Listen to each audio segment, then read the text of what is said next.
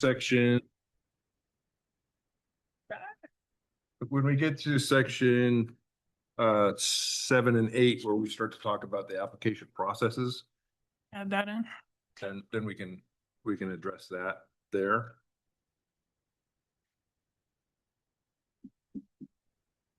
Okay, that goes, and then into section 4. The issues we had there were the appointing authority is the for the city is the mayor. And so we address that in 4.04. The appointing authority is the person or persons authorized to hire, promote, or discharge employees, which is the mayor. And we had made note with input from the department heads. Is that correct? Right. So there are sections throughout all of the rules that talk about stuff being sent to the appointing authority, and in that sense it means police chief, fire chief, those departments, because in some places those people have the authority to hire and fire. So we talked about changing appointing authority to the word department head in the sections where it's appropriate. There are some instances where we would send information to the mayor as the appointing authority, but when we're certifying lists and it says sending it to the appointing authority, we want to send those to the department head and not to the mayor. Okay. So those sections, as I go through the board, will be changed to department head once, if that's what is appropriate in that section. Okay. Yep. We addressed the issue with 424 employee, and city attorney was going to be looking at some action there just to clarify some language and clean up some stuff with regard to battalion chief and deputy chief. Is that correct? Well, and for the, according to the firefighters, CBA and department policy, the battalion chief would still be included on that. Still be included in the under civil service. Yes. Even though they don't currently have any at the moment. Correct. Oh.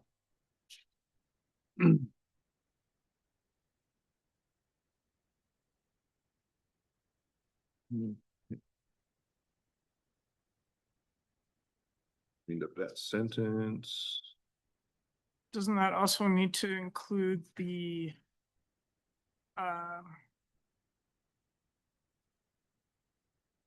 what are the police, the old dispatchers, what are they called now? Police support specialist. Support specialists. I'm not seeing that in there. Which section? 4.24. Is that right? Yeah, 4.24.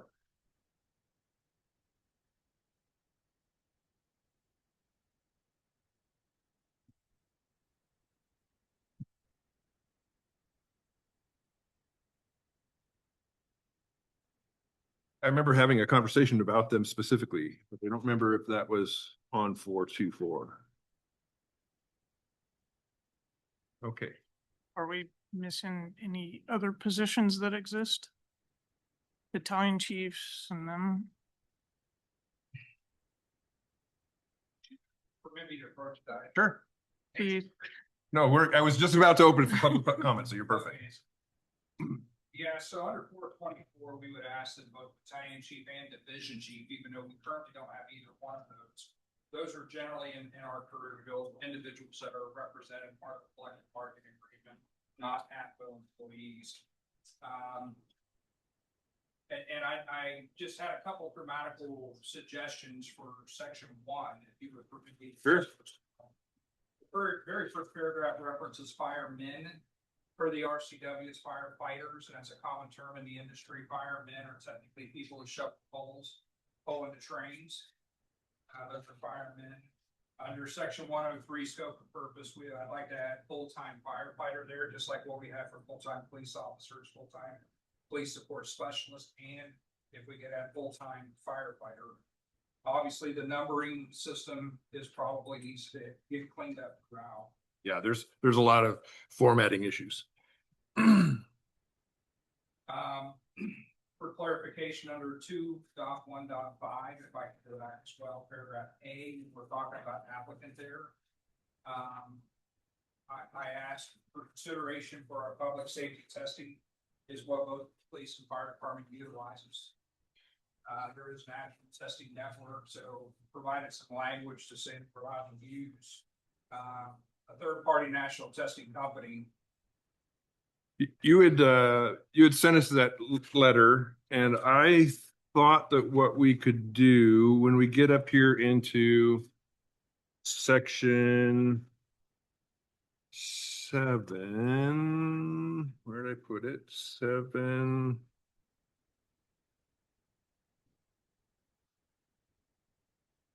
Filing.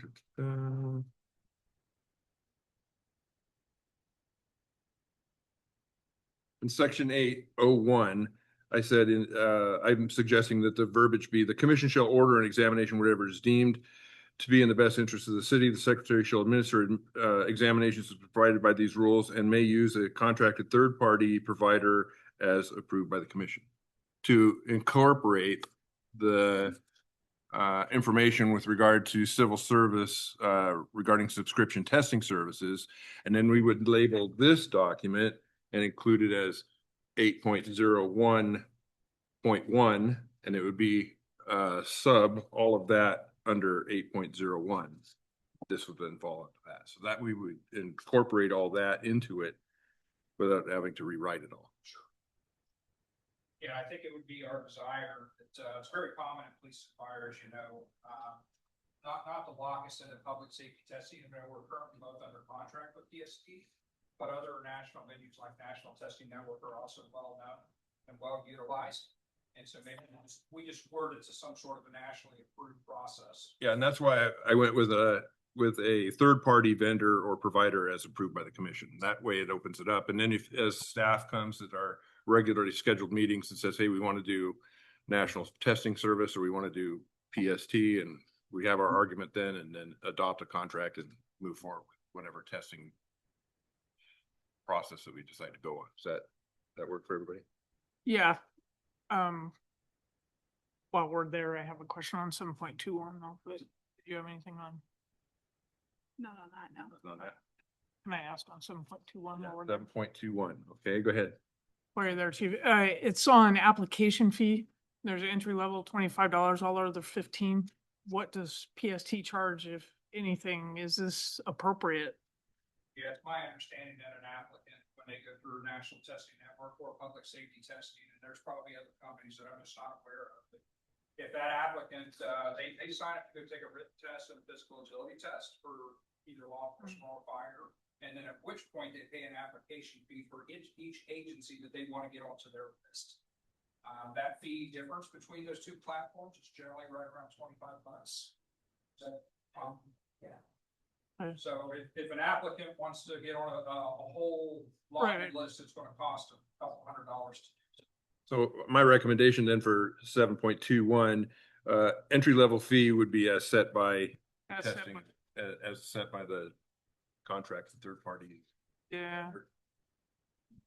Unless in the event we decide collectively we want to move away from a national testing process and go back to historical ways of going in-house, then probably would be value added.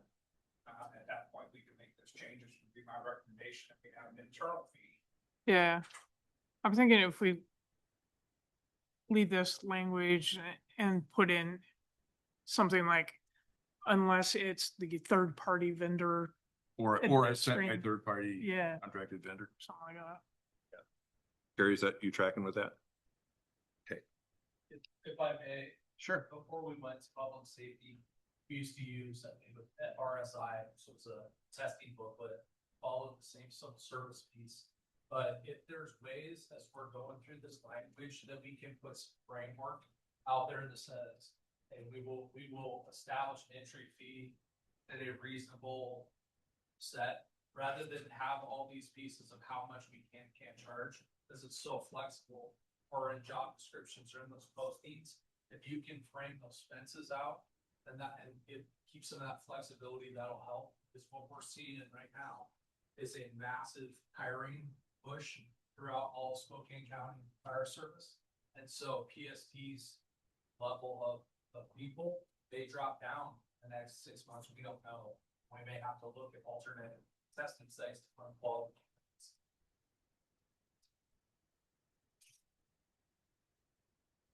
And we're happy to draft some language as a suggestion. To yeah, that might be something for our next meeting. Yeah. Yeah, if you could do that by our next meeting, that'd be great. You would allow me just to clarify rule 3 for the secretary keeping hammer. Some of the examples I looked at had a term. I didn't see a term of sort of office. Not sure if that's something we desire. That is an idea suggestion there. There's benefits, pros and cons to both. I guess for my own clarity, and Carrie, you might know this better than anybody else, but when it starts talking about, the secretary treasurer prepares the budget for the department, are we talking about the civil service department or the police and fire department? That's what I assumed. And of course, under 4.25 examinations, we talked about testing the fitness, but we didn't mention anything about the cognitive testing. And it's threaded throughout the document, specifically in 4.40, where maybe we should add mental and physical fitness and qualifications, the mental being that written test that's common across the country. Mm-hmm.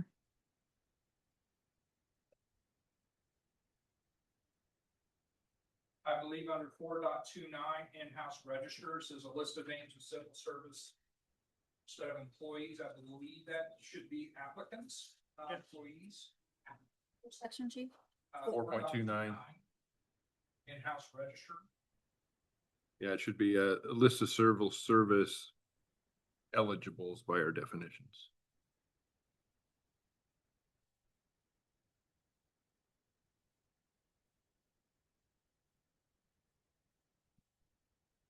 Thank you. I believe under 4.43, there's a misspelling here. It says, under 4.43 says positioning positions versus posting positions. Posting positions. So technical. Well, that's the other thing is that, I found out we were going to go to these today, so I pulled them on Friday and spent the weekend sort of not approving it. I don't know if the intent of the commission was to certify and approve the rules and regs in its entirety today, or just to start. Well, until we can get a final draft to actually read through and look for actual, because there's a lot of formatting issues that need to be done.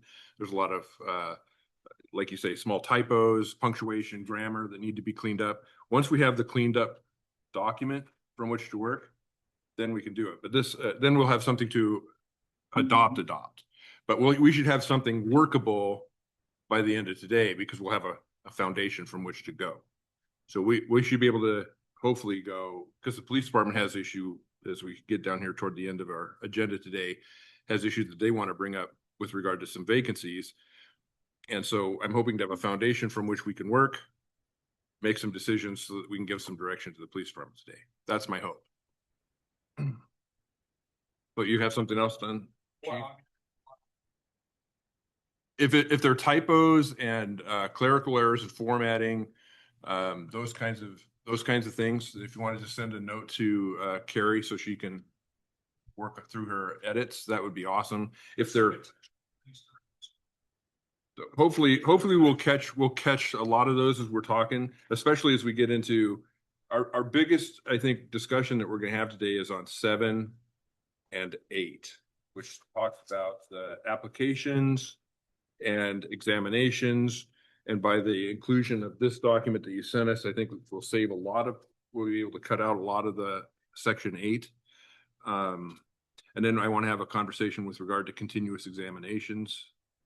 And yeah, so I think that's kind of where the direction that we're headed.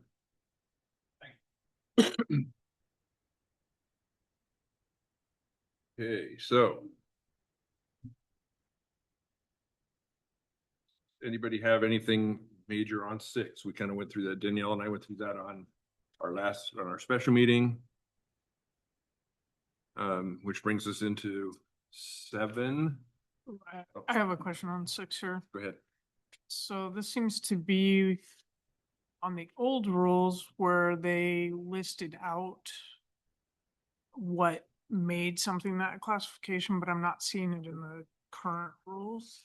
Is it something that we should be bringing in?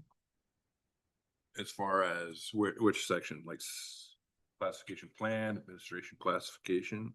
The actual, like, for instance, in the old ones, 6.04 had a classification schedule that had top management, upper management, mid-management. And Then those, what makes first line supervisor a first line supervisor versus just a line person? From the original from the Pretty current 1996 current- version. current in effect right now Yeah. rules. And that is lacking from our suggested rules, and I'm not sure it should be lacking.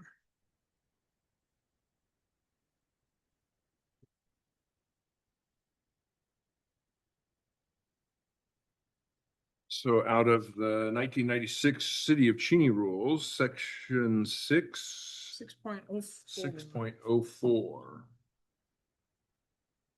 Class 1, top management, class 2, upper management, class 3, middle management, class 4, first line supervisor, class 5, senior employee, class 6, employee level, and class 7 is entry level.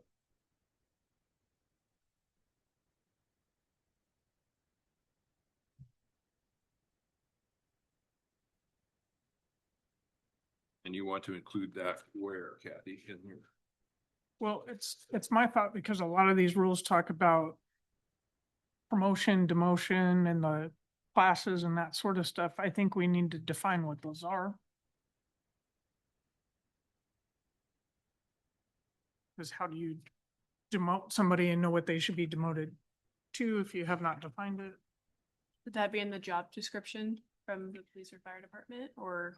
Well, Well, job descriptions then from each of the departments would have to fit into each of these categories. yeah, they would be at the end like they are in the current rules, the old rules. They're incorporated, so we know what they are, what the expectations are.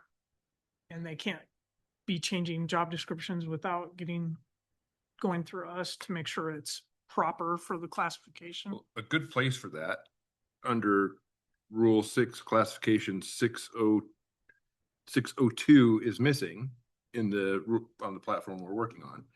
602, we could just take section 604 from the old rules and just incorporate that as 6.02, A through G. Or 604 is missing too, and it could stay 604. Or we could do that, whatever is easiest for Karen. Like the exact language of the old ones. I'm not seeing a whole lot of reasons to change Yeah, to anything. get rid of. Danielle, your thoughts? I think that we should touch base with the current contracts and just ensure that they are before just saying yes.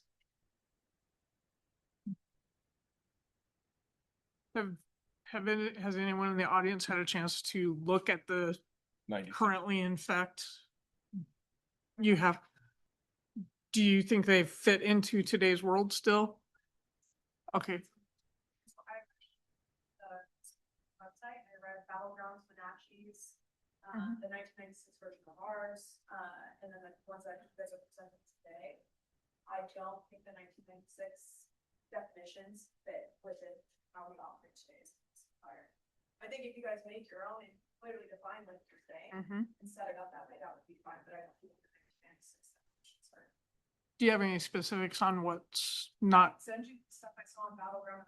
No, I mean, for this and for our life. Just define. Mhm. You know, you could try it out where rank is. And they're like, where, Usually contains assistant or deputy fire and police chief, so it'd be the deputy.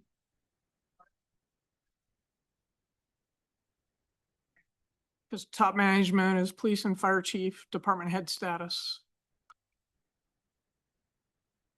Mid-management is usually police captains and lieutenants and fire command officers. First line supervision usually contains police sergeants and fire captains. But there's new ranks that have been added and there's ranks that no longer exist within organizations. Senior employees, police corporal. We would need to, like on employee level, take out clerical and dispatch and put in the new words.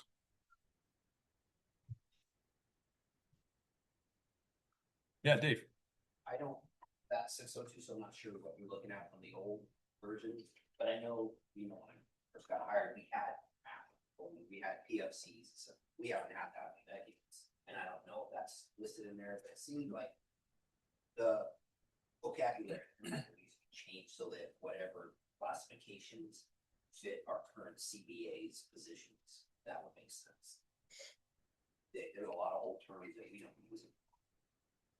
If that makes sense.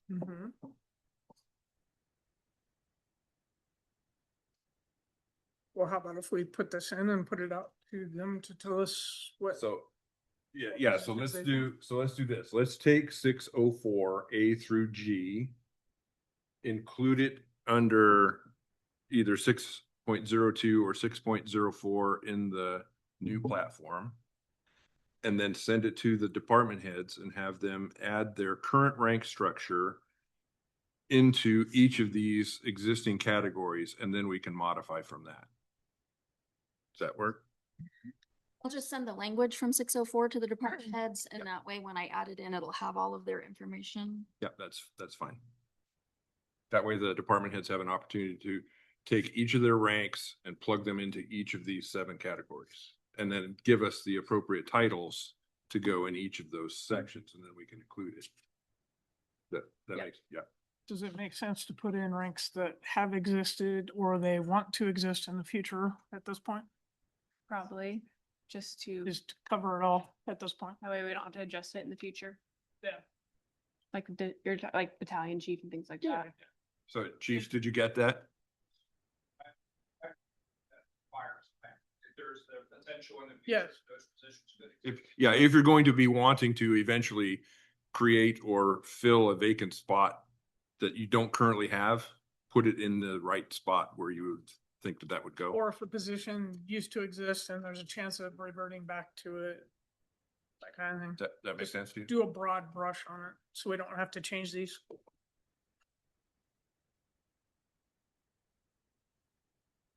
Okay, I'm happy now. We can move forward. Okay, so now we're into chapter 7, which is general requirements for filing applications. Lots of formatting issues in this section.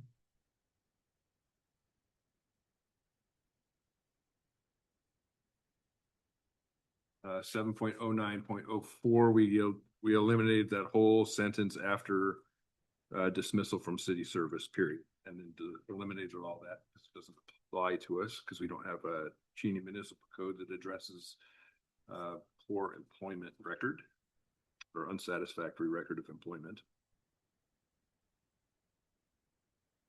Under section 7.09.06, fails to appear for fingerprinting, fails to take a drug test, or for an entry-level position, or other investigation as required. We need to add fails a polygraph or fails to appear for polygraph as required for the police department.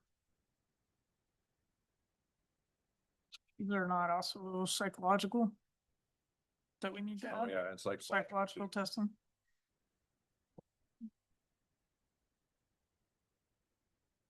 So you just add that language, there's a differentiation. Law, fire. we can make sure that the sentence would include and police and fire special testing like polygraph and psychological that are required for police. Yeah, we're going psych now for firefighters. Oh, are you? Okay. It's polygraph and fingerprinting. To say that that may happen in the future, I don't know, but as of right now, it's not a requirement. Do you have any arson investigators at this point? We've got one in training, our fire marshal, be a wildland fire marshal. Probably, I am looking at a limited position. Chief folks for that. Do you need a fingerprint for that position? Got arrest authority, you'd need. Yeah, you'd I need think you would need to do the, Limited just to be able to write citations. yeah, Yeah, you'd still need to have I the, think you'd need to do the criminal justice background check, wouldn't you? That's where it gets a little confusing though, it's not part of its job description. Mm-hmm, It'd be a supplemental task these days mm-hmm. versus the minutes. And Chief Jay, the, I'm talking about perhaps the facility infraction or actually criminal citations. It would be soon. It would be in a performance of fire marshal and still I needed to have that same background investigation and when I was doing code enforcement, which was secondary to my job function, I think that it would be very similar in that capacity as you still need to have. yeah, my overall concern about that second sentence read that anybody within the civil service commission shall have polygraph shall have. No, I think we can word it any where did I put it? Fails to appear for any required testing. I think if we put it in there for the position, so each position would have certain requirements. So I think we word that sentence that if their job that you're applying for requires these tests, you have to show up for them, you have to pass. Make it very general, because who knows what's gonna be in the future. Okay, so I think we've addressed the third-party vendor. We've addressed the subscription testing service under 8, which then brings us to 8.07 continuous examinations. Danielle and I kind of stepped off on a discussion at our special meeting with regard to this. I am in favor of an ongoing list, but not necessarily continuous testing. So you test, let's say in January, that list is active for a period of 1 year. And if at some point you reach the list where it's no longer viable, you can't pull, say, rule of 5, you can't pull 5 names off that list that are viable candidates, you run another test, which you go back out for advertising, you run another test, and that list stays active for a period of 1 year. So it kind of qualifies as a continual test, but isn't a continual test where I decide on Tuesday I'm going to go in and apply, and then Wednesday I apply another time, and where I'm constantly as an applicant constantly being able to go in and apply. In this, it would be I've posted a position, or the position is posted, it stays open for a period of 30 days or whatever. They take the test, the list is created, and then the department heads can pull off that list for a period of 1 year, or until the list becomes unsustainable, and then they go back out and post another list. So it serves the same kind of function, except that you can't just go, oh, well, Bill retired and I need a spot right now. And there's constantly a state of test. You have to post that position. It goes out, there's a test. Or if there's an active list, you call and you say, I want the next 5 names off that list. Yeah, I'm just trying to run through public safety testing currently, and it's my understanding when we're ready to hire, we have a position that's vacant. We can run our list indefinitely with public safety testing. Candidates or applicants won't know that Cheney is hiring until Cheney pops up on public safety testing, that we have a position. So candidates won't be able to select Cheney that I'd like to work with the city of Cheney. Because I believe how that works. Yes. So it's not open continuous recruitment per se, even though applicants can go test right now with public safety testing until the parts comes in. Every day that we, they get a better score on their regular physical, that'll move them hopefully to higher up on the list. But they won't be able to pick the city of Cheney unless we have an open advertisement. So this rule that's in this platform that we're looking at would basically say that we've got an open list that opens January 1 and closes December 31st. And it's just constantly in a state of test. So I would say that we just get rid of that section and say that once we have a posted position, that list is active for 1 year. Does that make sense? Something like that? But would they still be able to select City of Cheney on the PST if they did it that way? Well, no, they could go in and test all the time, and then suddenly we have an opening and City of Cheney pops up and they go, oh, well, I'll put my name in on that one too, and the list would just transfer over. But that's only when it would be open. So if someone applied in like April and it wasn't open, they wouldn't be able to get on the list for Cheney, correct? And I don't know how PST notifies or the third-party vendor notifies that candidate that Cheney has become available. I think fire department for around $1,200. It does a couple things. So going to section 7, one of the things it does, and it helped us out significantly in our last few processes, is rather than them having to fill out an application directly through the city, they can apply through PST. And that would initiate our screening and written test. So that's something that if we continue, would have to be addressed in section 7. But let's say, Rick, you went and took the test, you're brilliant, you got a 92, and your test is good for a year. And myself, I go take the test and I get an 80. That test is good for 6 months. 3 months from now, we get a couple openings, we open up 5 positions. Whatever your academic score you've already taken is gonna, you say, hey, I want my results sent to Cheney. It's gonna tabulate and order off of those written. And then it's also going to add in, and we've added veterans rates, things like that for civil service. We've been using that to pull screen the top with 20%, and those folks fall out of that's the screen. And they keep and PST keeps all the all the applications, or do they send it? Go ahead. They don't actually fill out applications, and that's one of the issues that I have. And it's something that I have been working on PST with. They said that most locations have the applicants fill out an application, like a city application, and then they go on PST and do all of their stuff, because the PST stuff is not an actual application for employment. And I think that's important for the city to have that information. So I think we need to include the city application. And the continuous testing process hinders that or makes it extremely difficult. But having an open and closed post, and the legal information we received too was Right. open and closed. So you have differences here.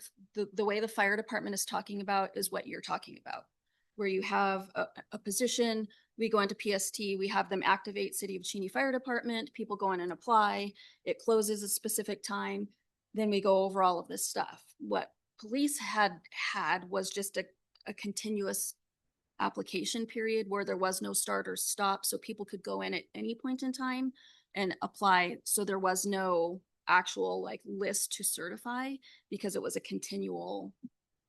So when I talked to legal, they said you have to have one process. It needs to be One or the other.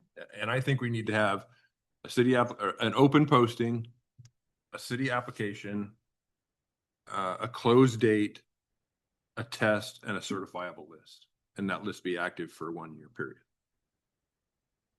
Let me ask somebody from police. Is the reason that you have it continuous is because it's so hard to get people to even apply at this point?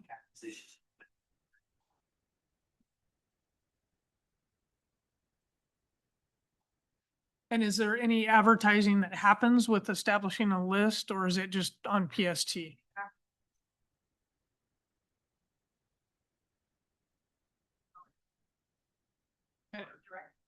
And it's not like in the newspaper of record or anything like that, right?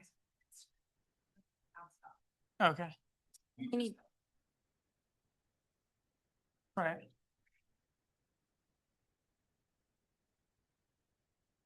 Okay,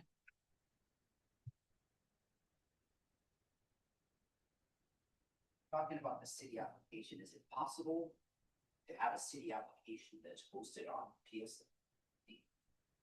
Yeah, Where they have to fill out a city But I- application plus their application when they apply. When I talked to Matthew Walters at PST, he said that the application piece is not something that they do, but I don't know if it's something they can do. It's something that he said that the agencies do themselves and then direct people to PST. For the rest of the process, do the personal history form, all of that other stuff there, but the application piece, they don't. I don't know if they can. As a public records thing, it's probably better if we keep it in-house anyway. Yeah, they didn't wanna take the heat, was the big. Mhm. I got it. Trying to strike a balance between how much work HR has to do, but we're paying public safety to provide us, so. Right. Under public safety website, we have the ability to go in and modify a lot of things to upload your resume, upload all your certifications. Upload any demographic questions and informations. And so the one and only time we ran PSC for fire, which was last year, there could be 300 people sign up for the city of Cheney, but in turn, we asked PST to send us your top 30 applicants on how to score. And then at which point I would recommend that those top 30 then fill out, or else Carrie's gonna get 300 applications. So how do you balance that? Where do you insert the city application? I defer to Carrie for what's best process. Firehead said it first. Yeah, I took the public safety test like 6 or 7 years ago, and when I was applying for City of Spokane, you do public safety's application. And then when it said, you like click on City of Spokane Fire Department, it'll say, please go to the city's website to fill out their application. So I had to fill out two, like public safety and City of Spokane, like dumped in, right? So I think there is an option. It's as simple as go to the city website. And from the police side, we keep that the same.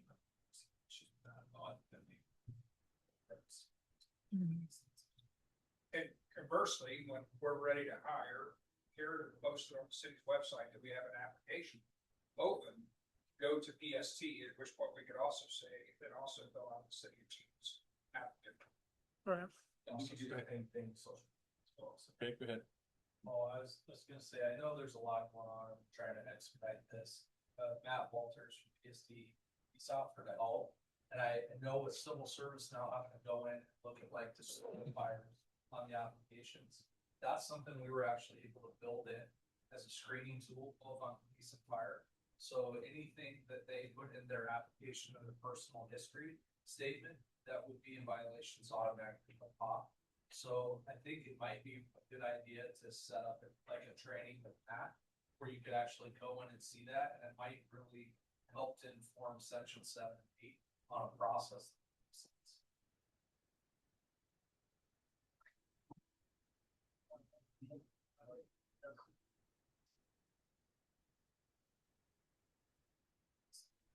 So you guys are referring to a legal opinion that you have to have an open and a close? So the continuous, like the police is doing right now, is not legal, is what we're being told? It was more difficult to defend. Not that it was illegal, but it was extremely difficult to defend. Gotcha. And we have had people upset that there was no notice of closures and things like that. Is that where that's coming from? Okay.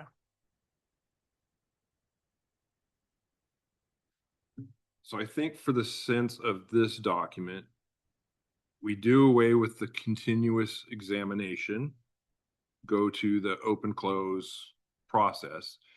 And what happens through PST and what that process looks like, I think we can address as we deal with coming into PST contract kind of thing. And because it really doesn't, I mean, if we agree and put the commission blessing on using PST or NSN or whatever it's called, then we will have kind of adopted the process that they're doing already by sense of the contract, right? Yeah, that part's true, but they're doing it two different ways. And basically the legal opinion is the way the police is doing it isn't good. Right. And The way the fire is doing it is good. is good, but that's not gonna help the police get their people and we don't want to hinder that Right. as much as possible. Are we in a rule of 5 or rule of 3? I thought it was. Well, they like rule of 3, but we kept the rule of 5 language. Oh, okay. So, 5 is fine. so if we do rule of 5 and what if they don't even have 5? And they're wanting the numbers, what happens? I think that's when continuous testing comes into play. Right, but we're talking about knocking that out because we have to have, Well, let's say we had, are we gonna get in a position where every month we're having to open the police and establish a new list because we don't have a valid list? That's gonna be a whole lot of work and ridiculous. What if you did open and close for entry level and laterals? That's why there's 2 different. Just on the police side, seeing, right, we would love more lateral applicants having that continuous list, so it's very important to us. Because those people get trained faster, kids on the street faster, fills vacancies, less of. I like that. Same for fire. Doesn't have to be just 30 days, you can open and close, let's say 60 days or 90 days. Yeah, or even 6 months or whatever.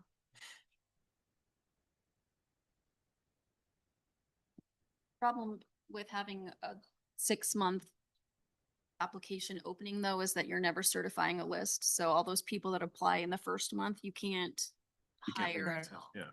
Yeah, I don't want to keep it open all that long because you need to move along, but. From an HR standpoint, what do you recommend? And rate extension 10.05 free.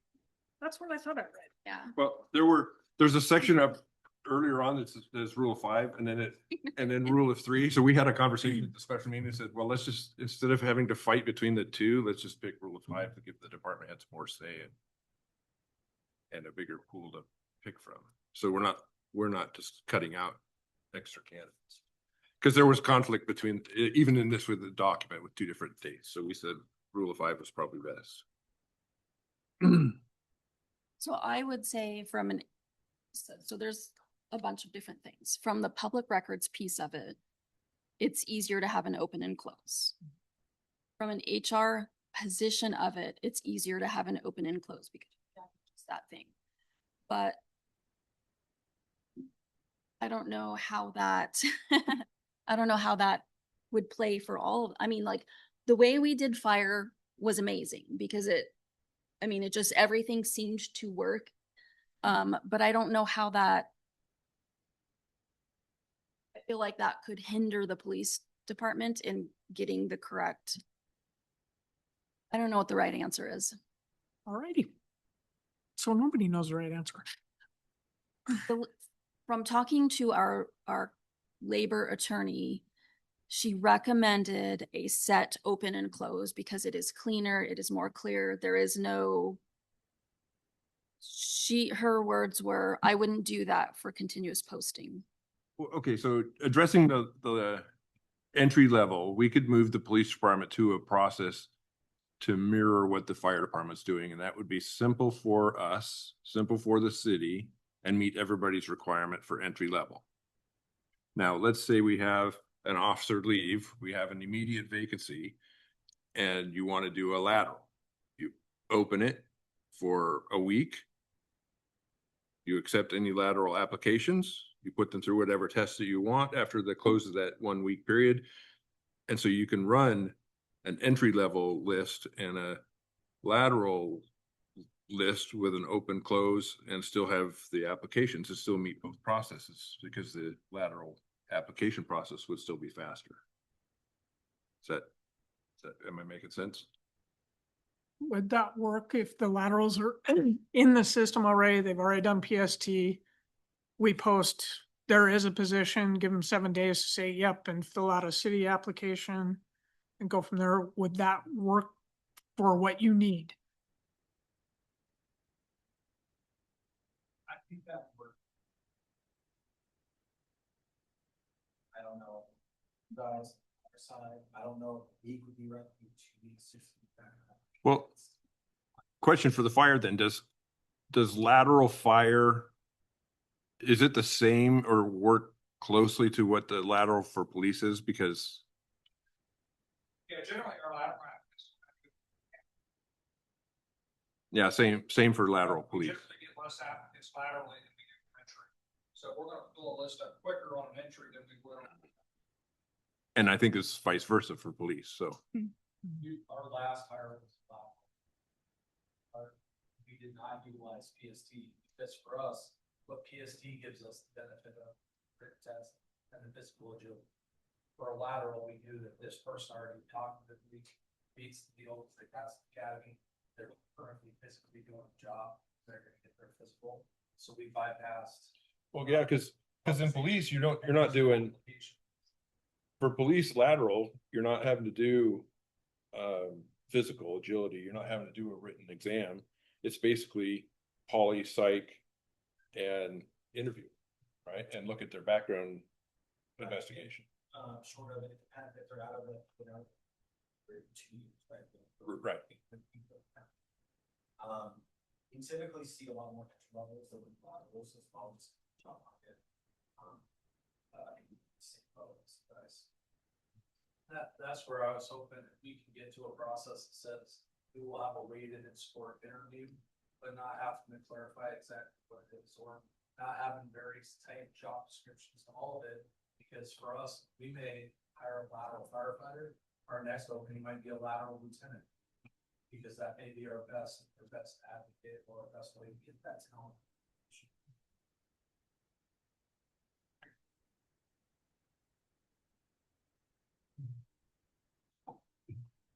Okay, so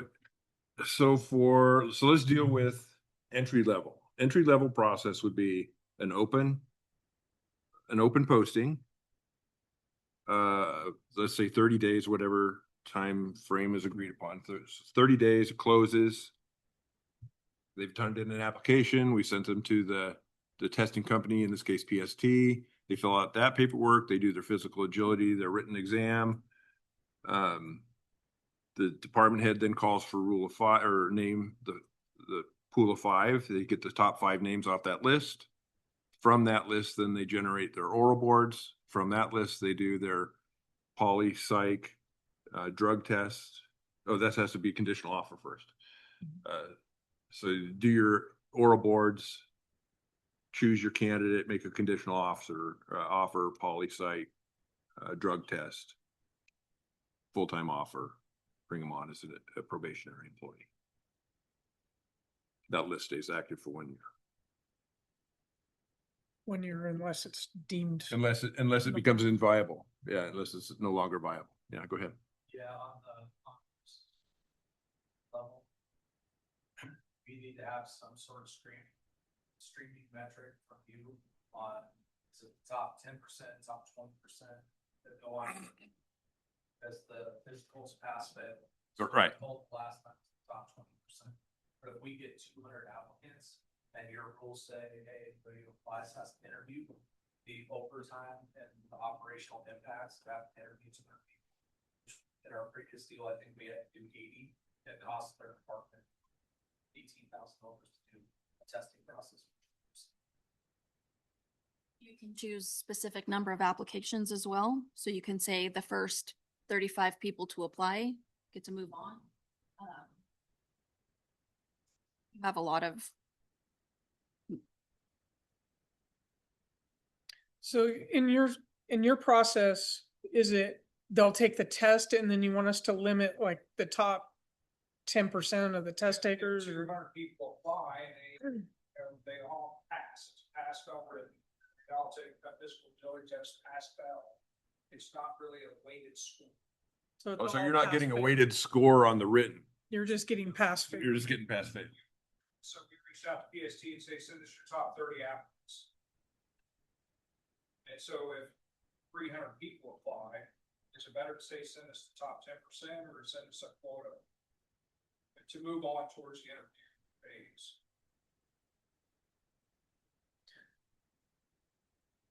So what if we worded it like the top 20% or 20 applicants, whichever is Whichever's greater. greater? smaller or whatever you want? What, And the city of Spokane and Valley run into this, obviously, they'll have hundreds. And what they've done is they'll just they'll pull the top 50 off the list. They'll interview them, and based off the interview style that goes to a new process, did they hit the weighted score to move into the hiring bunch? Or are they now being bypassed? Go to that next. So we could pull them in groups of 20 or 30 time as well. so what's the cutoff that you guys think is reasonable? Is it top 20%, top 30? I think for us, 20%. You guys got fire department. Yeah, I think that 20% would be more nice, us, but I think that would.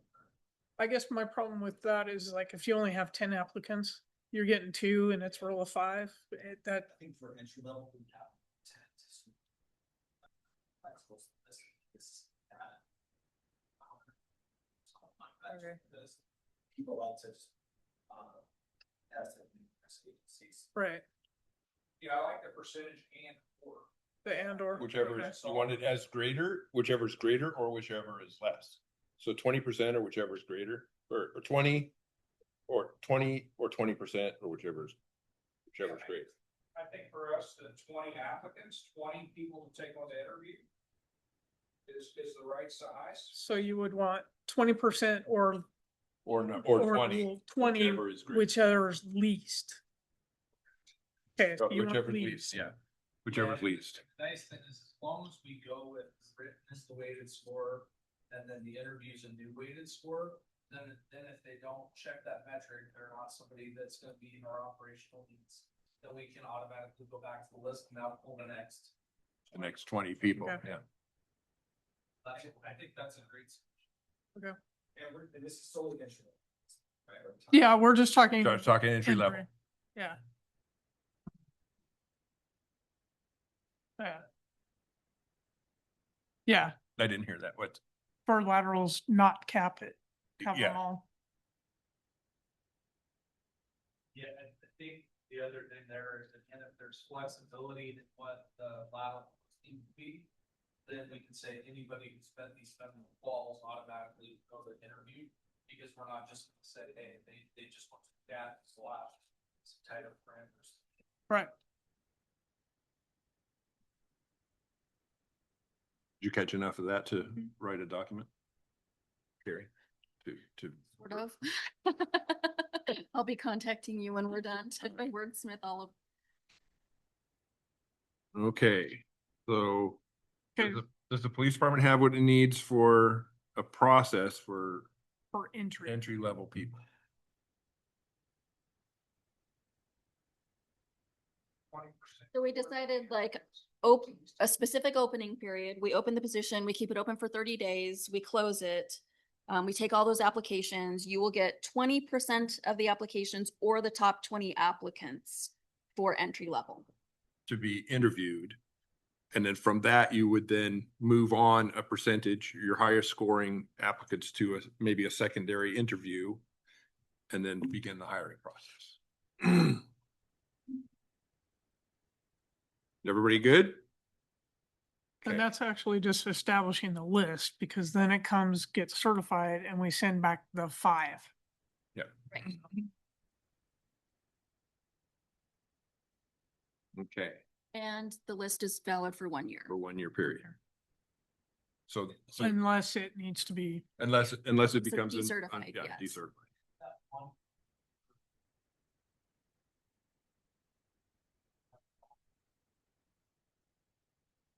Apply here, and then that gets filled, that closes. and No, no, so that list stays active. So you've pulled a name off that list, the next day it bumps up and now you grab 5 new names. 4 of whom you've already interviewed maybe and 1 new name to fill the next position. And at the end of the year, let's say you've got no more in the pool, you open it again and you run another test and you generate a new list. and the idea is not to necessarily wait till you have a vacancy, it's to establish the list. So as soon as you have the vacancy, you're good to go. And that's where there's a section in here where it talks about list management. And so the secretary would say the test is no longer certifiable. And then go to the department head and say, hey, you need to run a test or run a list, and then come to the commission, we bless it, and you run another test. Even if you don't have a position available, so we have that established list when you do. And this is all in about secretary.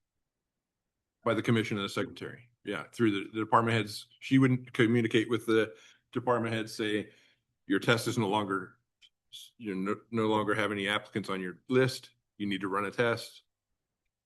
And we run another opening, it begins all over again, and you have another pool. So it kind of serves as a continuous test because there's a constant list always going, but it's not like you're running a constant test all the time.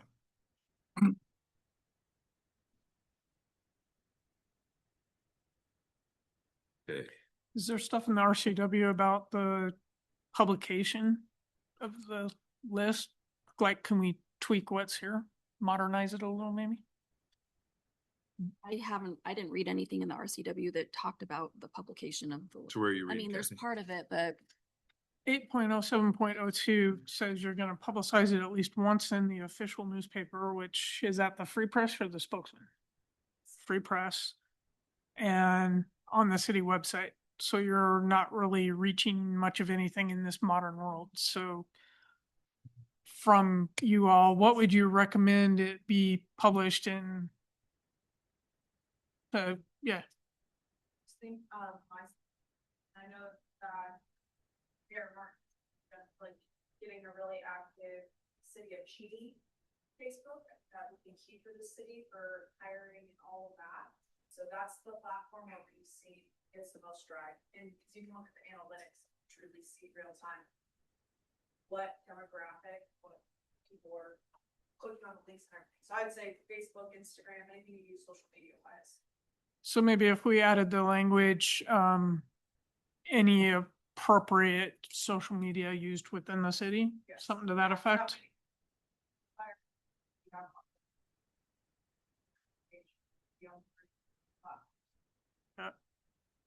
we need to have one specific posting though, because there's legalities regarding what has to be in a posting, which is too big for a social media post.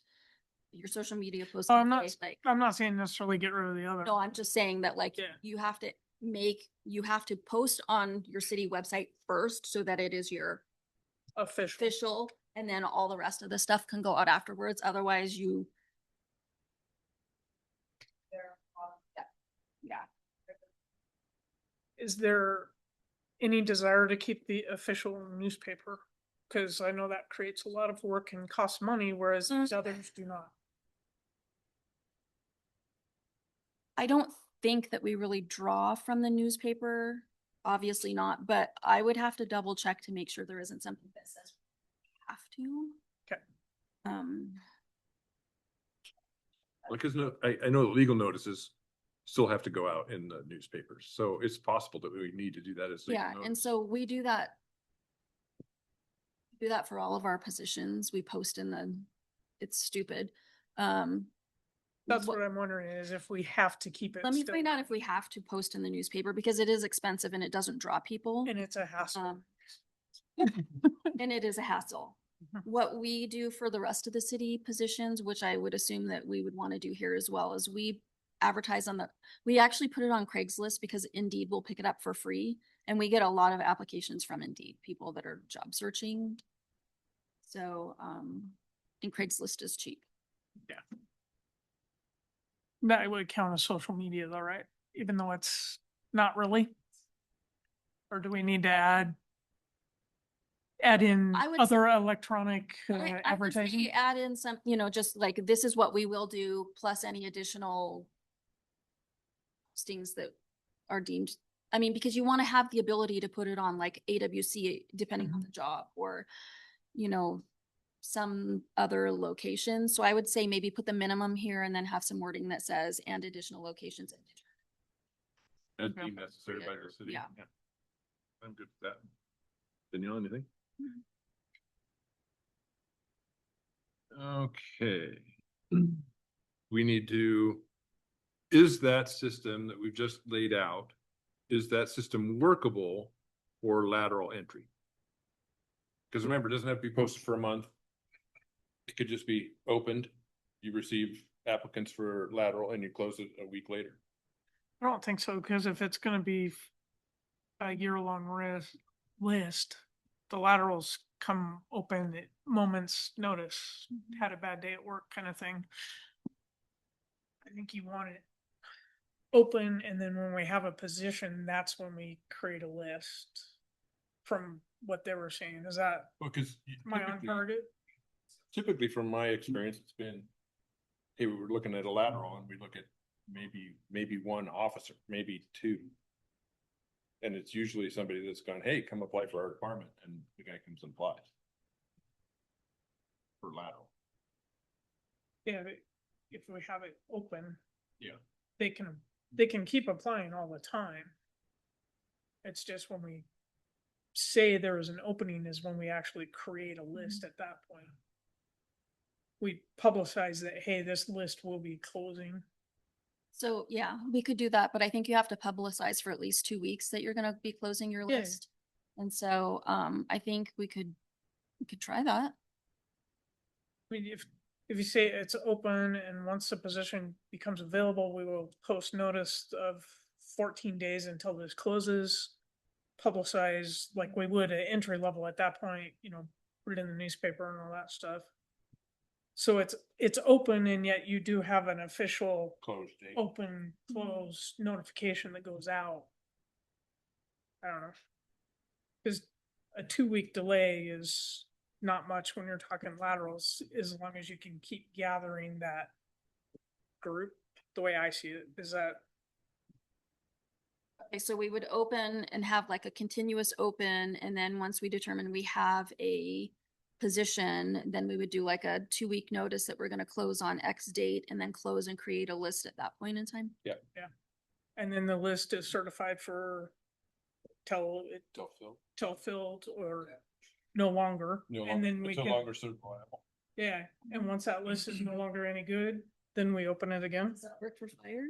I think as long as the wording says, whatever you decide the minimums are, as long as it says not less.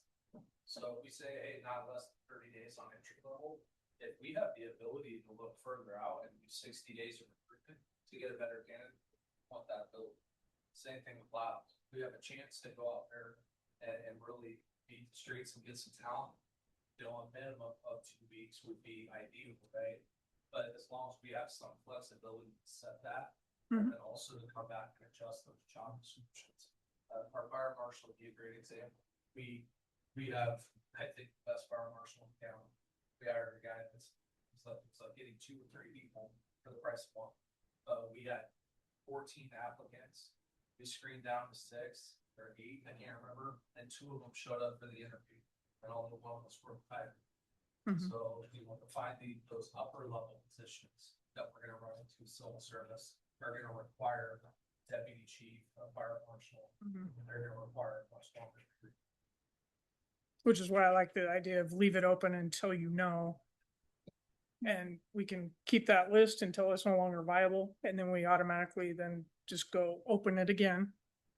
I think you need to have a deadline though, so we're gonna keep it for 1 year or until it's decertified. Yeah, the same as the others, yeah.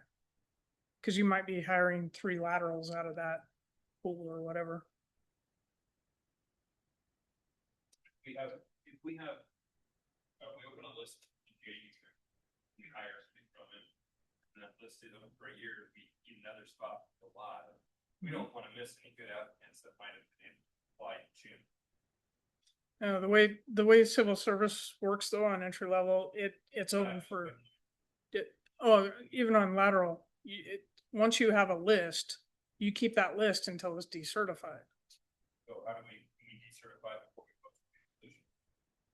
Only for a cause. So if we have the list that stays open for a whole year, if we're hiring towards the end of the year, we're stuck with only the candidates that we got at the beginning of the year. We don't have any. So typically what's gonna end up happening though is, let's say you've got your rule of 5, so you got 5 names.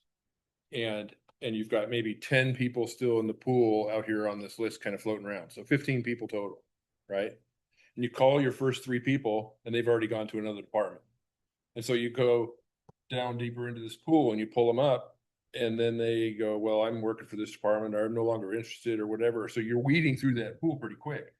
And so then you go, well, now these 8 people just barely pass a test. And it's not deep enough. We don't have enough people to pull 5 names, test, decertified, run a new test. How far do you have to go for you to be certified? Well, if You you're, could go through everybody that's on your list. Yeah. If you're stuck with the bottom 8, that's enough. It doesn't mean you have to hire them. If you interview and they don't fit, they don't fit. then you say you've got to run a new test. But as I understand it from a lab, say we had 15 people apply, they're gonna go immediately to an interview process. That has to be scored weighted. So if we said you have to have a minimum of a 70 on that score, and the people who didn't meet that, they would not go on the list. Right. So you would only be putting people on the list that were people that you thought were hiring. Mhm. That met the pass. They have to, yeah, they have to meet the pass level.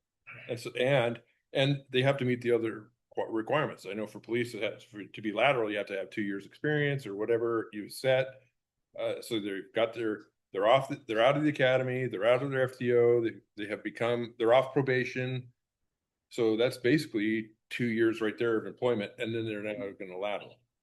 And so now they're into this lateral mode. But if you don't have enough pool to pull, open it, you decertify the list and start again. From my experience, the lateral lists never are very long, and they never stay active all that long because they get decertified rather quickly. Because usually you've got somebody that's jumping from one department to another, or a couple that are gonna jump from another department, and then that's all your laterals. I mean, you're done. Right, those are the ones we want.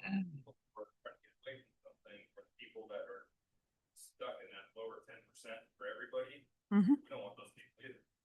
Exactly. So it turns out that when you have your list, you have to hire after your list, and you can't decertify until you've done all this stuff. So there are departments that have chosen not to fill positions because they would rather not fill with anybody that's on their list until their list is expired. That does happen.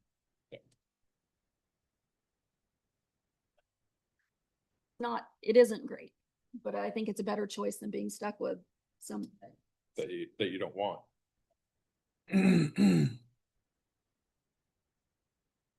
Yeah, you have to burn through your list. You have to use your list until your list is no longer viable. And then you start a new list. But that's part of why too, you set parameters on your interviews and you're only letting people through the process that you would hire anyway. Yeah, I'm wondering if having a blank family is a good idea. We only open it when we have a spot. We don't need it open for a full year, that way. Month for them. Looking at it 6 months, at least, we can start fresh. Is there any minimum on it?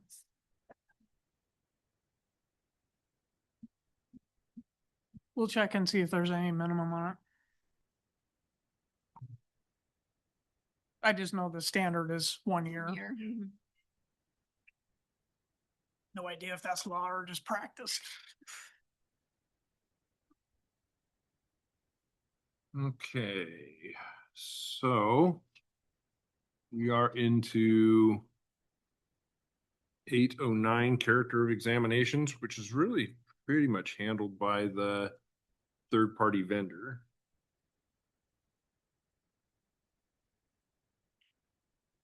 Examination shall be deemed to be competitive. On laterals, do you do any kind of an exam or just interviews? We also, our screening metrics are pretty tight. So that was like the first stage was actually the application review. Never taken out self-service coming in, going through the screening, get the PST. For laterals, for the board questions out, they're gonna be scored and there's a scoring matrix now that's developed. Okay. So that would be obviously.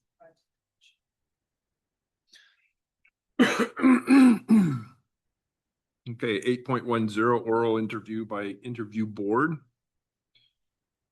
Anybody there? We had a brief conversation. So board members shall consist of such persons as selected by the Secretary Chief Examiner. Panel shall consist of an uneven number of members to avoid a tie in decision-making process. The panel will consist of 3 to 5 persons, which may include supervisors from within the department or from other cities, other department heads, outside lay persons, no vested interest in the selection. All interview questions posed to the candidates shall be determined in advance and asked of all candidates in the same order. So I think it should be board members shall consist of persons selected by secretary and department head. So fire chief, police chief, I think they should both collaborate for that oral board selection.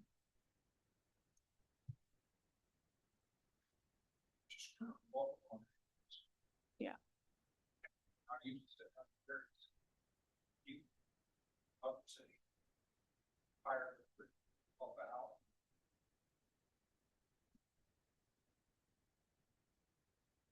What if we said secretary in consultation with the department head? Cause you gotta have one decision maker or you could get stuck on there.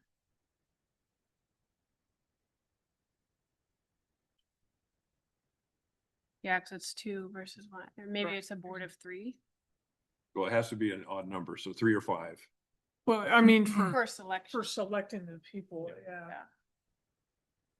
Maybe it's like department head and then whoever's behind them, and then secretary.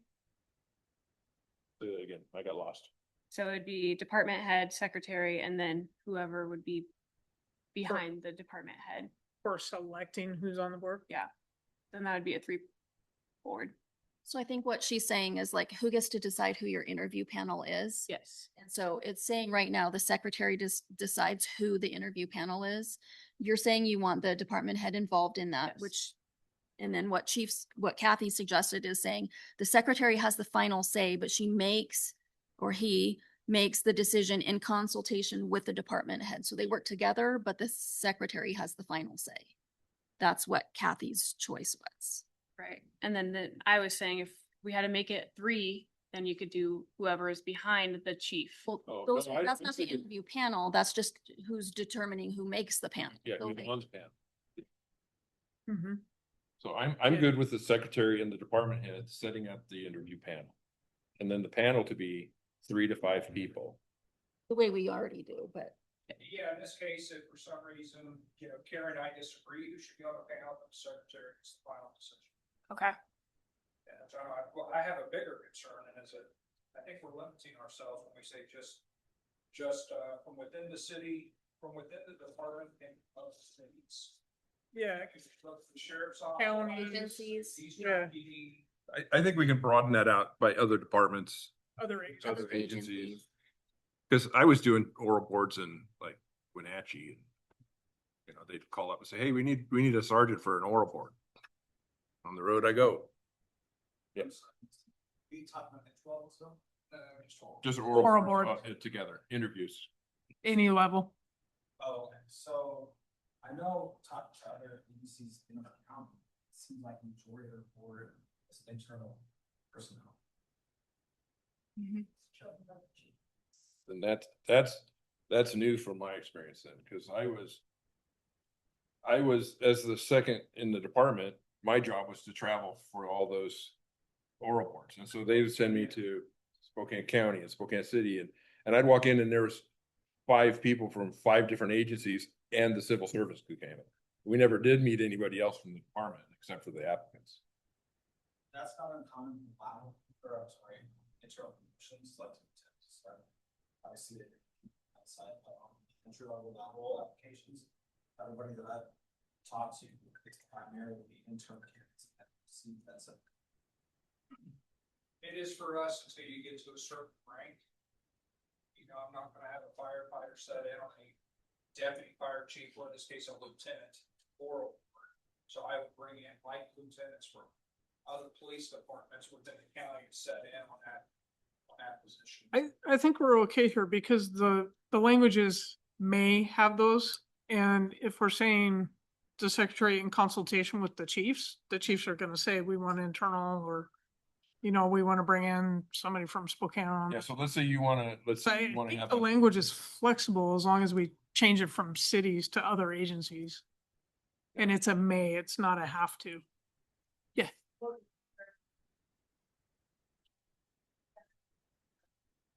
I The- can't, the I sec- can't hear. What was the question? That's why we're saying it, the secretary makes the decision but in consultation with the chiefs. Then she gets final say. She has the secretary. The secretary, whoever that person is, happens to be Carrie at the moment, so. On that, so you have the chief secretary and the third party, so you have that three, so it wouldn't be a unanimous person making the final decision on everything. Well, the civil service secretary is representing this board, so it would be, so the secondary person would be from this board. She may consult with us and say, hey, I need to put an oral board together for the police department. Who do you recommend? Because we may say, well, I want to sit on that oral board. Great, there's one. And now we've got to get two more people. Can't. Well, I know, I'm just using that as an example, but I mean, so yeah, the board secretary is going to represent the board's decision. So it's going to be her say. It's going to say, here, we need an oral board. Here's three people. What do you think, chief? And chief says, yeah, I could live with that. Because the chief is ultimately going to get a bite at the apple with the candidate. It's going to be the chief's interview right before he's going to recommend to the mayor to hire that person. Because he's the one that's establishing the team. He's going to say, well, this guy isn't going to work for my department. I mean, all my guys might like him, but I can't work with this guy. I just can't work with this guy.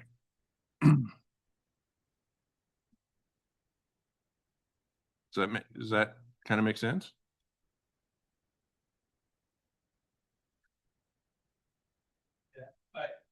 I think that makes sense on the promotion stuff. Right, for sure, having an outside, third party from the secretary, anytime we're doing that, because we're currently in a discipline where we know that, some of those processes probably created some angst. But for the entry level, especially since we train so close, as long as we have some sort of preference to make sure that those members that are gonna be trained in those new entry levels are part of it. Right now, we have Harry, it works out great, but we don't know what that looks like in the future. So just trying to make sure we protect that. That'll keep morale out of the staff. Well, if Carrie were to leave at this point, the board would then be forced, or the commission would then be forced to select a new secretary, and then we would have to start, address some of those issues. But for now, she's here, and so we can build the system for this position. So whoever were to take that position, the commission would meet with them and get to know them and get a feel for them, and then we appoint the secretary for the commission. So, and as we've discussed already, there'd be an application process, or by default, it would refer to the HR person. So we good there? Qualifying contents, parts and weights, passing grades, qualifying grade. And 81302, right, for Bush. We just mentioned promotion. Is that all that paragraph speaks to? We also talk about hiring.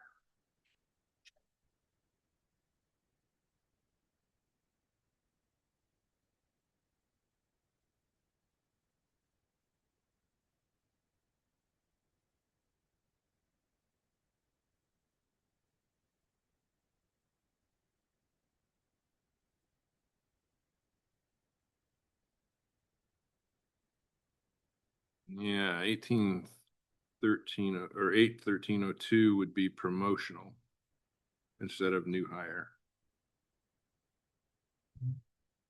I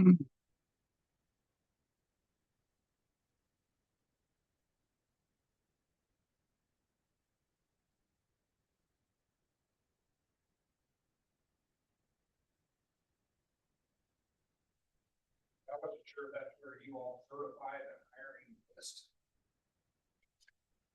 If it all speaks to promote, I think it's misplaced.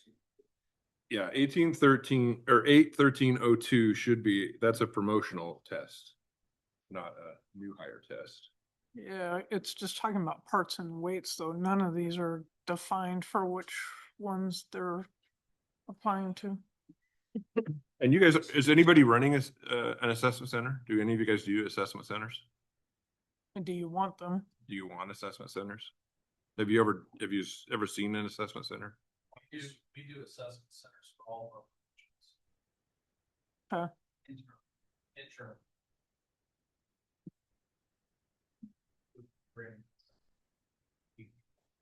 Yeah, even if there's only one candidate, one position, we run a process. I want them to feel like they earned that promotion. And you just do a competitive like exam for like sergeant or? So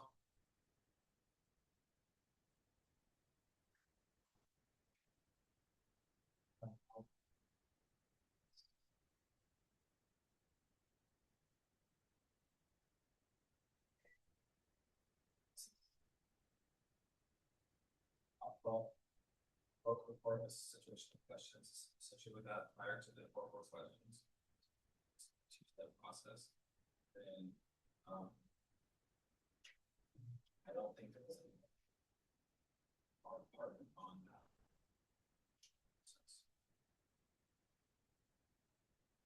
So there is an assessment done. I'm sorry? So that was an assessment. Is Yes. is Assessment different. type center.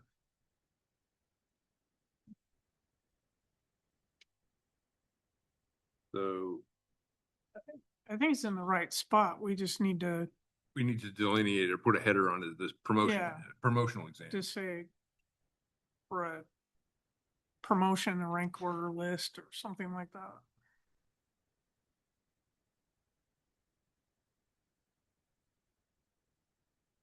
Then 819 is actual promotional examinations.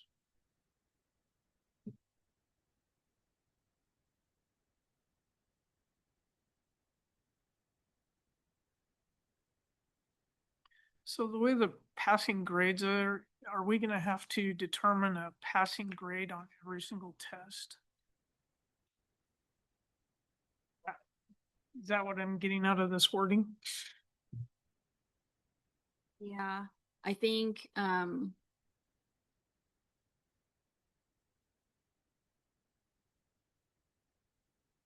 yes, but you could set a specific passing score right now. So you could say 85% is passed. 5%, 80%, 70%, whatever you want. You can say your passing grade is this and you have to score above that. And that I would actually recommend that because it takes it doesn't make it. It takes the I mean, arbitrariness out yeah, of it. it does. It just makes it so that everything is consistent. That also won't slow down the process of every time we're gonna test, we have to Right. decide something. What's a good cutoff for your testing levels? Is it 80%? Do you want 70% so you have more candidates to talk to? What do you? Yeah, it'd be all of them.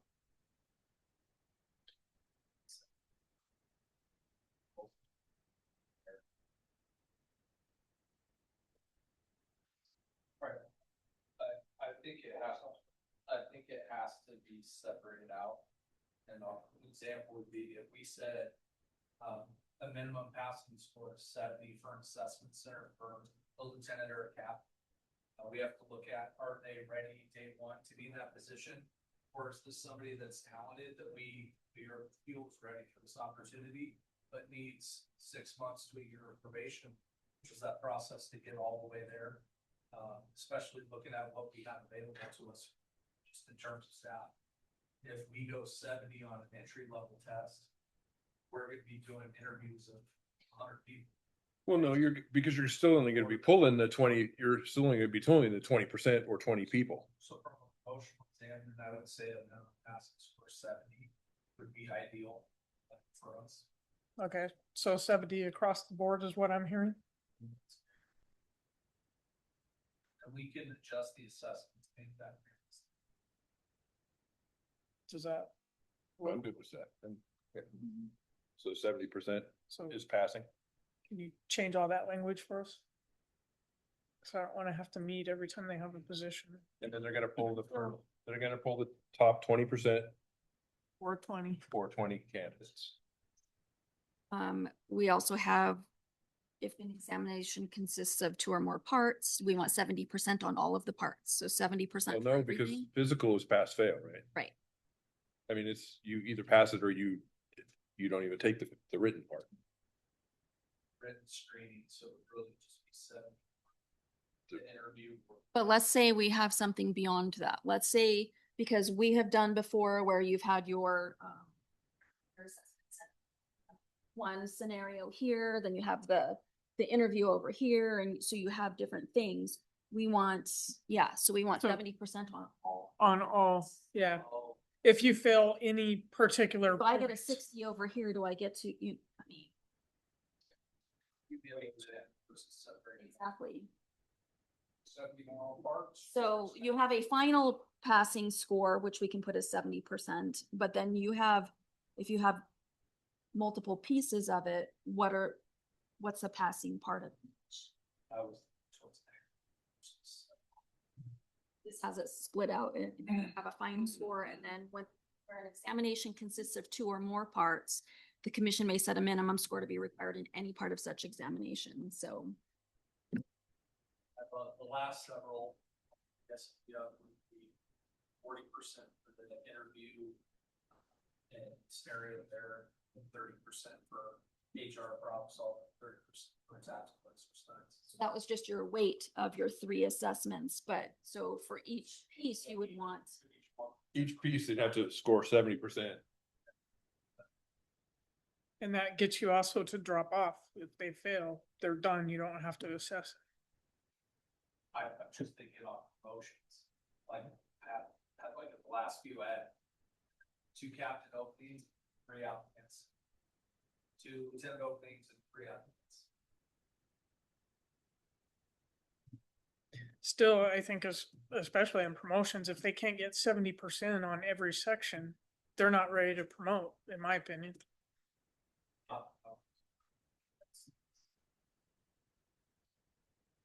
70% is pretty, I mean, it's a C. yeah, that's average. Outside evaluators where that becomes challenging. So now we gotta get something from the outside. I understand that because I've been an outside evaluator many, many times for Spokane Service and others, but still, watching those people, if they can't get a 70, I wouldn't want them to be my supervisor or whatever, personally. So I think that's kind of the, cause I mean, it's not like it's 80, 70's pretty low, really, We're good with 70. at every segment. I believe we can make that work. So you're up to paragraph 813.03.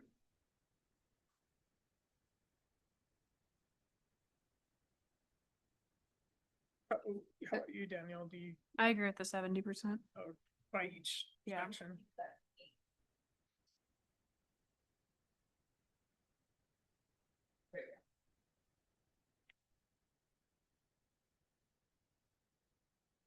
Hey, so, Right, that's why that's. They all better at it. so you will, so. I think we do 70 I think for we might any segment 70% of any segment. of any segment, whether it's entry level or promotional. No, like some of the tests, at least when I was in, it's like you pass right away. You had to pass the physical exam before you could even take the written. If you didn't pass the physical, you just thank you for applying and see you later. Bye. Do we need language in that for the ones that are pass fail? Or, Our entry level, I think that's not an issue, it's just when we're going internal promotions, applying weights and values. to Okay. internal promotions. We do a lot of work in basket exercise. right, your assessments. I think we could put something in there that said for physical ability tests, it's just pass fail, and you don't move on if you fail. I mean, I think we could put something in there. Are there any others that are straight pass fail than physical? The which one? The physical agility, but Just the- any other part? Any other, No. okay, It's just the physical piece that's pass fail. So I think we can put in there. and we don't need If to you worry fail about the like physical, the psych or the drug test, cause that's That's after. after, correct? And that Okay. you disqualify. Yeah, I'm 70% clean. Yeah, I do think it would be a good idea for the commission to accept whatever those physical requirements that TST or NT have. Just have a note of that minimum pass fail are approved or accepted by. the Yeah. commission. Yeah. by the If they- outside they- testing. Well, because they set, They set the parameters and they may change the law. PST sets theirs by CJTC. Who sets fires? So they have to pass those requirements before they even move on. So So yeah, pass see, for the outside agencies testing parameters or whatever, something to that effect.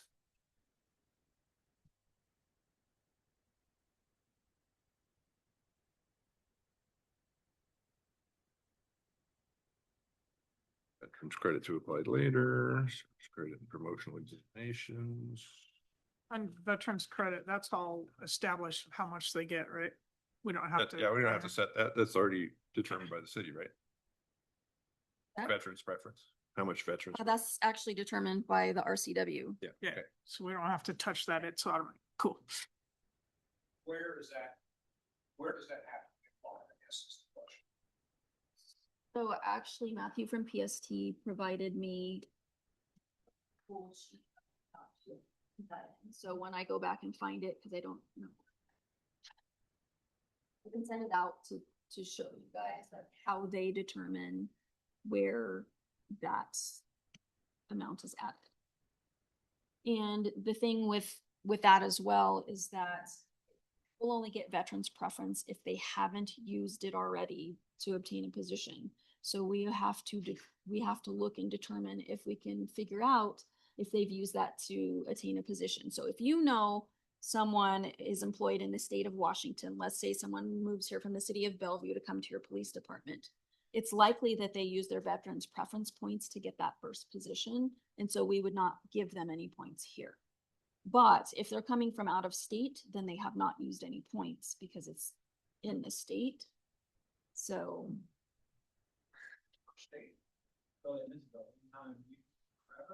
yep. You can only use it for your first position that you obtain. So if you've had one in the state, then they assume that you've used that, and we don't know that for sure, but that's what, like, so, civil service conference that I went to, that's how this spreadsheet that they have was, are they coming from another local agency? There's like a whole process of determining how it might. My question was that PST, they can apply the 10% written test in this meeting. PST does not do, they do not apply the points at all, and they refuse to, because that's your determination of whether or not. Yeah, it's all, we do it all ourselves. We determine it all ourselves. Did you have a question, I Shannon? did have a question. So, what if, like, if I used to work at Eastern Key, right, I'm a veteran myself, and they use my points for me and didn't tell me, how do we know if our points have been used? I've never been told by an HR department if my points have been used. I've never asked to use my. So when you apply for a job and it asks, are you a veterans, blah, blah, blah. Do you claim veterans preference, or have you ever been a veteran or whatever? You can assume they used it, because when we have applicants here that get that stuff, they provide us the DD 214. We look at it, say, yes, they get all this stuff, we add it. So, PSP had a document they're screening, that they would upload the DD 214. It had the two sections: you serve in a wartime conflict or not. It was 10%, and then candidate adequate test. So then we went in and added the 5 or 10% to the weighted scores that come up with our top screens for the interview.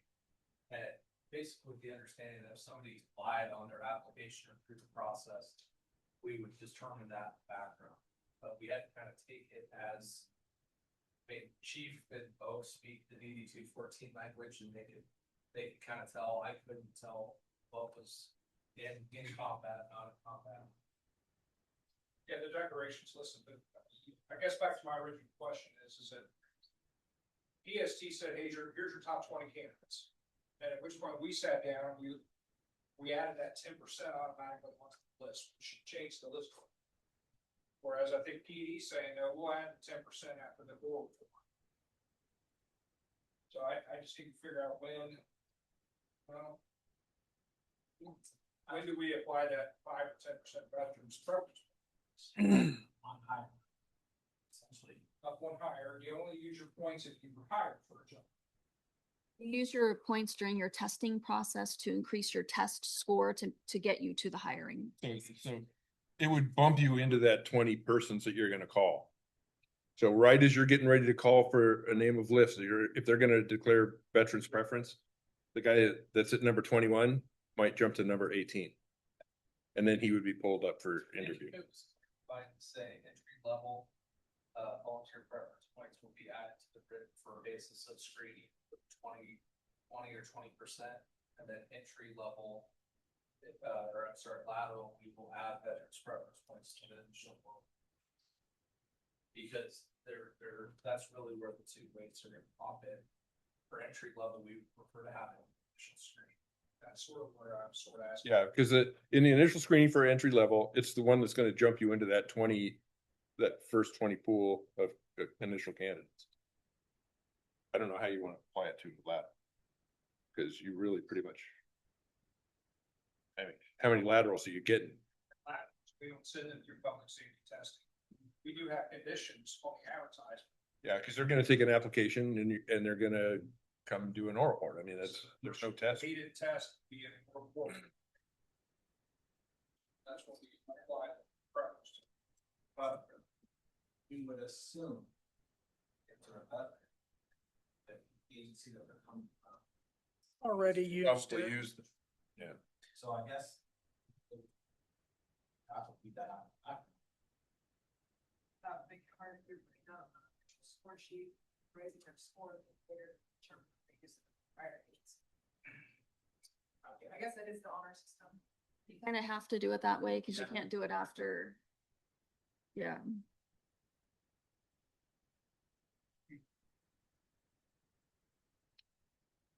So on the initial weighted screen, For entry levels.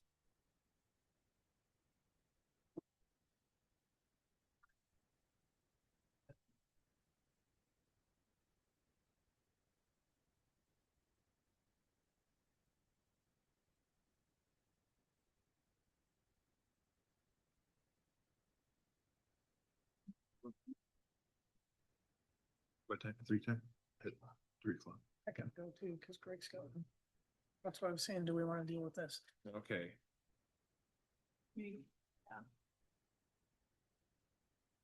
All right, so. Yeah, we're about halfway through, but we have to address this other issue. Okay, so we'll continue to edit on the rules. Hopefully be able to finalize that and adopt at the next regular meeting in February. And now we have a request from the police department to address some vacancies. Okay, outline of those hiring process in terms to utilize for this process. So you have laterals already? You already have applicants?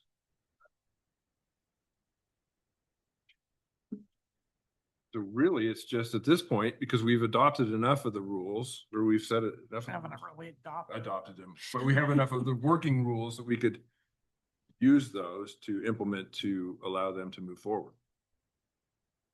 With From reading the list out that they have here, I think the main thing is that we need to advertise it open and the closing date in the various places. have them send an application to Carrie, Yeah. schedule an oral board. The other question I have is the job description approved? I mean, does it exist and have we approved it or? You guys haven't approved it, so Do we need to look at the job description before we have say to look yes, at the job hire? descriptions. In the past, the Civil Service Commission has approved all job descriptions. I don't know what you guys, if you want. So these are lateral positions for entry level, basically. So new hires. I know they're laterals, but they're for. Lateral police officer. They've been in this process for upwards of 3 months, so they're in different stages of the process.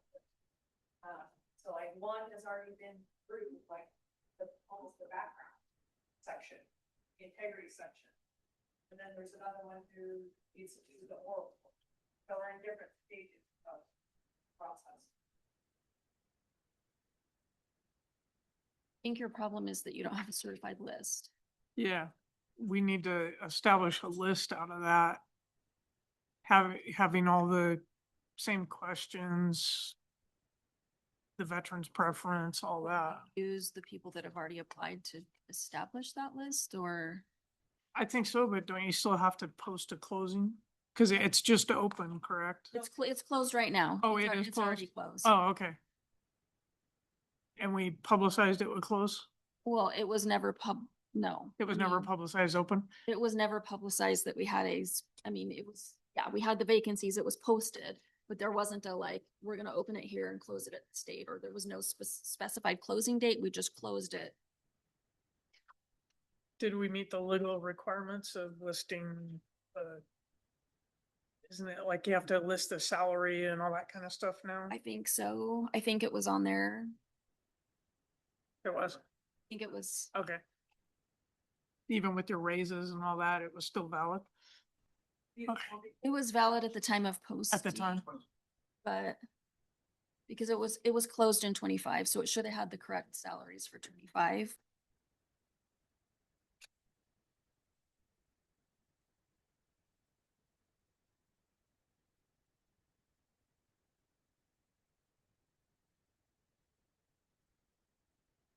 So are you saying that somebody has already done the oral boards? Is that what I heard? And do all the same people still work here to do more oral boards? Or have you had turnover? Okay. Still valid? Okay.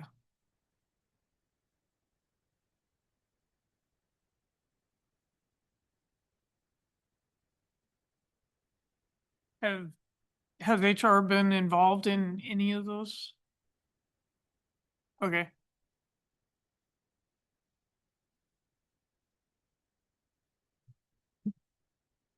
Me, it looks okay. It's a little different. We just need to get a list out of it. And once we have the list, then they should be able to hire, right? Just run the other two through oral boards that you set up with the people that the other ones do, and to use the same questions. Form a list. And move forward from there. Any problems you're seeing in it? So how many people do we have on, is it 4 that we currently have that?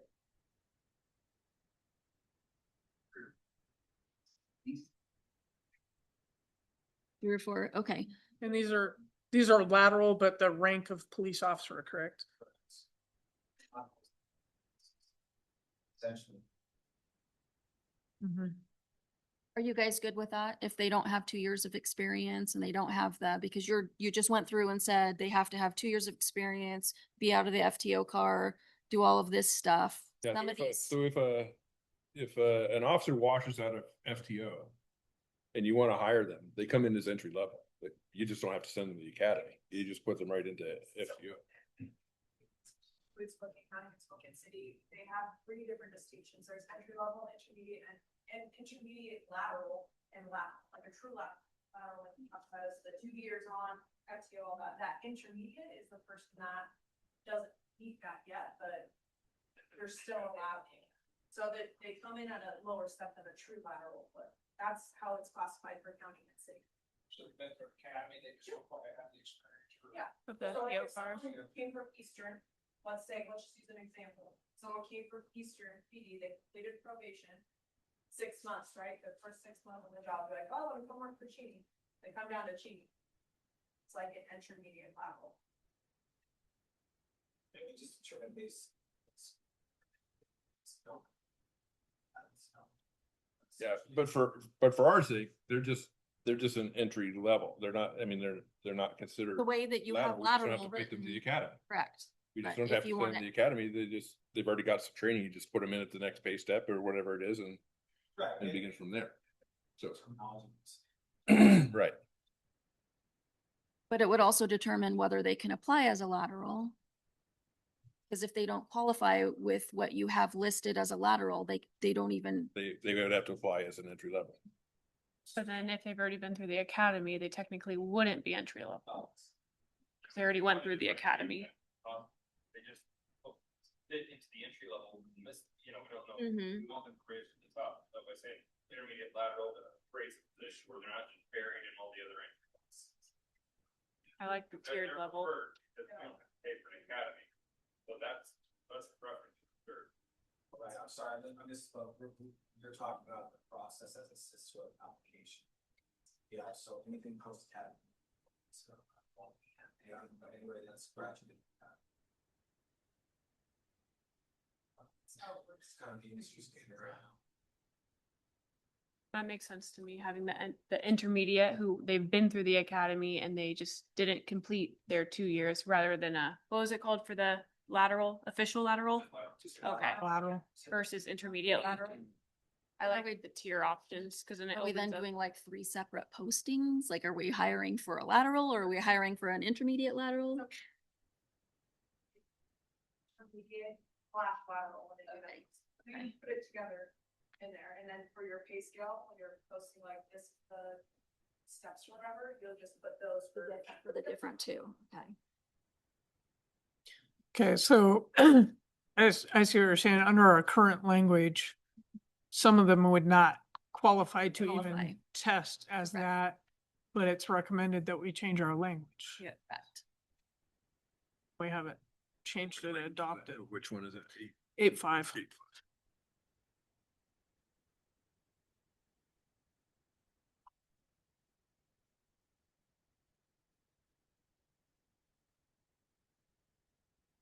And basically that just comes down to what they pay them. Is that correct? Well, and also how they apply, because if they were less than 2 years, they would have to apply as entry level rather than intermediate lateral. Yeah, but we're talking about changing it so they could apply as lateral. Right, yes. Is that something we're going to want to do in the future? Not today, because we're running out of time, but change that language. Yeah. Because if we are, then I see no reason why they can't proceed and we'll fix the language when we meet, because they need people. Exactly. I agree. Okay, yeah, I'm good with that. Do we need to make a motion or anything, or just tell them, go ahead? Yeah, just give me some direction, what you want me to do and. Run your next set of oral boards and Okay, move along in the process. Create your list and go forward. Yeah, get a certified list that you can do.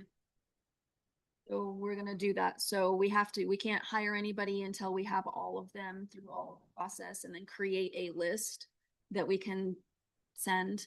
Then you'll have rule of But five. if I don't have 5 to send to him, do you have 5 people? I have them. So that's okay. We can, if. That's it's why okay, I thought 5, the rule of 3, but Well, we can go back to rule of 3 for that reason, especially in lateral. wanna rule 5, but I think if we have less than 5, that we can just certify the ones that we have, and I think the 5 can be we have to have 5, if there's 12, I give you 5, but if we have 4, I give you 4. Right. Yeah. Yeah.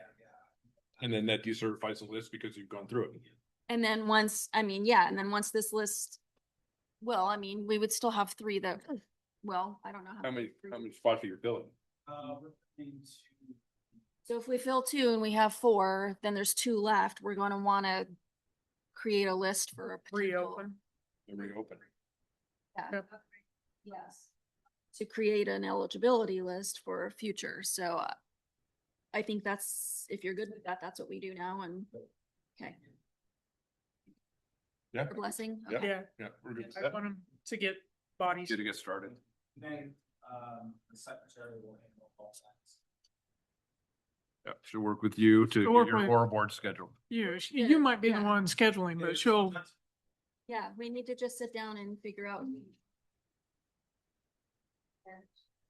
We'll talk about it. and my I'll thing make is sure- since either re-interview the one or keep the exact same panel, exact same questions, make it, I think we just re-interview. it's probably fairer to evaluate them all at once. Yeah, I think new questions, new interviews, and then just certify the list and then. Yeah, exactly. I think that's.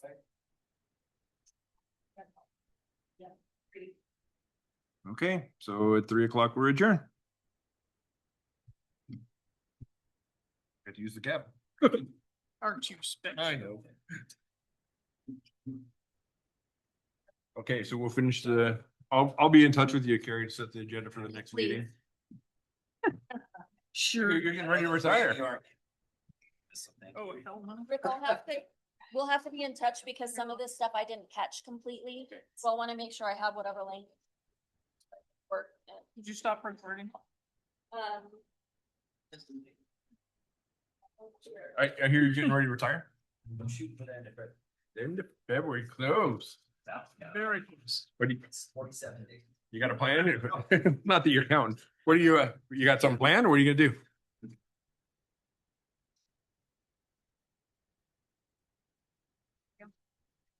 Move to the